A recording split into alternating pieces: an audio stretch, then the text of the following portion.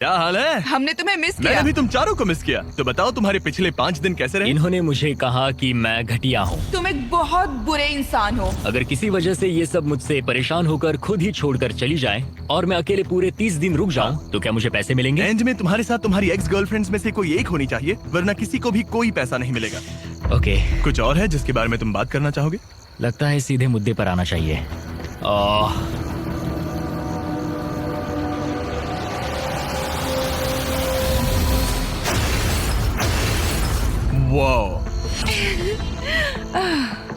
इतनी मेहनत मेरे लिए, मेरी तरफ से ऑल द बेस्ट। तुम्हें भी ऑल द बेस्ट। और उम्मीद करती हूँ कि एक दिन तुम पीछे मुड़कर ये सब देखोगे और सीखोगे।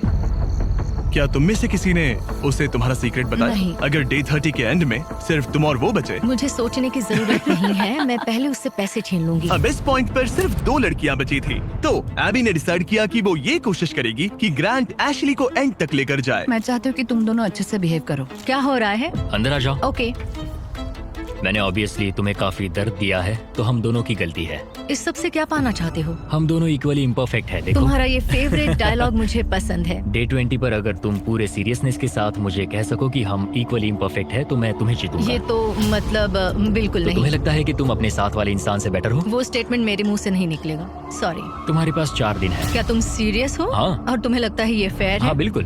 ओके, सुलह करनी है तो ऐसा सोचना पड़ेगा। ये पूरा इक्वली इम्परफेक्ट वाला डायलॉग, पता नहीं ये उसके दिमाग का कोई कोपिंग मैकेनिज्म है कि क्या है, लेकिन मैं ये नहीं मानती कि हमारी गलतियां एक जैसी हैं। मैं सिचुएशन और प्लान के चलते अपना दिमाग शांत बनाए रखने की कोशिश कर रही हूँ, पर उससे बिल्कुल बर्दाश्त नहीं कर सकती मैं। उसकी फ्रस्ट्रेशन बढ़ती जा रही थी, जिससे एशली के लिए प्लान पर टिके रहना मुश्किल हो रहा था। ग्रैंड, क्या तुम ठीक से बिहेव नहीं कर रहे हो। एशली, तुम बेसिकली ये कह रही हो कि तुम मुझे माफ करने की जगह घर जाना पसंद करोगी? मैंने डिसाइड नहीं किया है कि $1,25,000 मेरी इंटीग्रिटी के लायक हैं या नहीं। तुम्हारी मर्जी। ओके, अगर तुम मान लो कि तुम मुझसे प्यार करते हो, तो मैं वो कह दूंगी जो तुम सुनना चाहते हो। एशली अभी भी वो शब्द नहीं बोल पा रही थी जो ग्रांट सुनना चाहता था, तो एबी ने फैसला किया कि वो उसका हौसला बढ़ाएगी। तुम्हें कुछ ऐसी बातें बोलनी पड़ेगी जो तुम नहीं बोलना चाहती। मुझे करना पड़ेगा। मैं यहाँ रुककर इसे हराना चाहती हूँ। अच्छा लगा कि तुम मुझे मोटिवेट करी हो। और फिर एशली सुलह करने के लिए ग्रांट के टेंट की तरफ चली गई। I am sorry.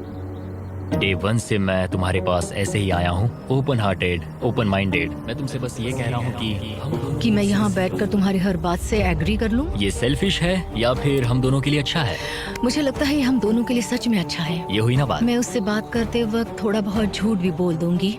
मैं तुमसे नाराज नहीं हूँ। मैं फिर उसी जगह वापस जाती हूँ जहाँ मैं तुमसे प्यार करती हूँ। थैंक यू, बताने के लिए थैंक्स।